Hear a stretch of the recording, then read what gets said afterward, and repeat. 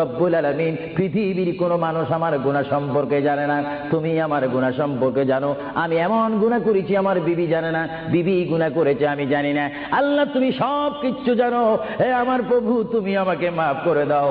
আমার আল্লাহ বলে, তারপরও যদি তোমাদেরকে আমি মাফ না করি, তারপরও বান্দা তোমরা আমার রহমতের দরজা থেকে ফিরে যাইও না।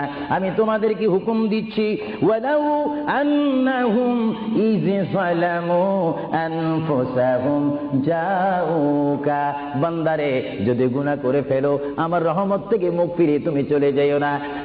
বান্দা, আকাশ পরিমাণ যদি গুনাহ করো, পাতাল পরিমাণ যদি গুনাহ করো, সাগরের পানি পরিমাণ যদি গুনাহ করো, পাহাড় তুলনায় যদি তুমি গুনাহ করো, আমার দরবার থেকে তুমি নিরাশ হইও না। বান্দা, আমি তোমাকে একটি রাস্তা পাঠাই দিচ্ছি, একটি পথ তোমাকে আমি দেখাই দিচ্ছি।